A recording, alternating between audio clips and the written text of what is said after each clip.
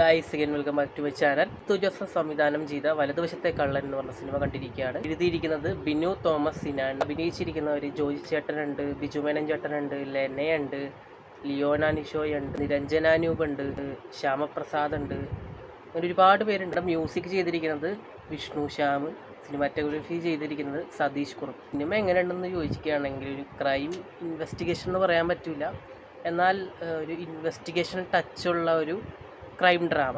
ജോജി ചേട്ടൻ്റെ കഥാപാത്രം, ബിജു മേനോൻ ചേട്ടൻ്റെ കഥാപാത്രം അടിപൊളി. ഡയറക്ടറിൻ്റെ ആ ഒരു ആർക്ക് ബിൽഡിങ്, എസ്പെഷ്യലി ബിജു മേനോൻ ചേട്ടൻ്റെ ആ ഒരു 10 വർഷം മുമ്പുള്ള ആ ഒരു പടം അനുരാഗ കരിക്കുംവെള്ളം, അതിൻ്റെ സെയിം ലുക്ക്. അതായത് ഈ കൈവണ്ണം കുറഞ്ഞ പോലെ പുള്ളി ഒരു ഇടിവള്ളം ഇടുന്നുണ്ട്.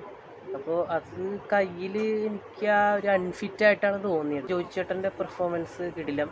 പിന്നെ ലെന, അങ്ങനെ ഇതിൽ വരുന്ന ഓരോരുത്തരും അവർക്ക് കിട്ടിയ റോള് അവർ ഭംഗിയായിട്ട് ചെയ്ത്. പടം മെയിനായിട്ട് കൺവേ ചെയ്യാൻ ശ്രമിച്ചിരിക്കുന്ന ഒരു സോഷ്യൽ മെസ്സേജാണെന്ന് പറയാം. എന്താണെന്ന് വെച്ചാൽ ഒരു ബാഡ് പാരൻറ്റിങ് അല്ലെങ്കിൽ ഒരു ടോക്സിക് പാരൻറ്റിങ് എന്നൊക്കെ പറയാം. അച്ഛൻ മകൻ ആ ഒരു സംഭവം, സ്നേഹം, അഫെക്ഷൻ, അതൊക്കെ നല്ല രീതിയിൽ പോയില്ല എന്നുണ്ടെങ്കിൽ എങ്ങനെ വരും? ഇർഷാദ് അലിയുടെ ക്യാരക്ടറും മകൻ്റെ ക്യാരക്ടറും അത് നല്ല രീതിയിൽ പോകുന്നുണ്ടെന്നുള്ളത് കാണിക്കുന്നത്.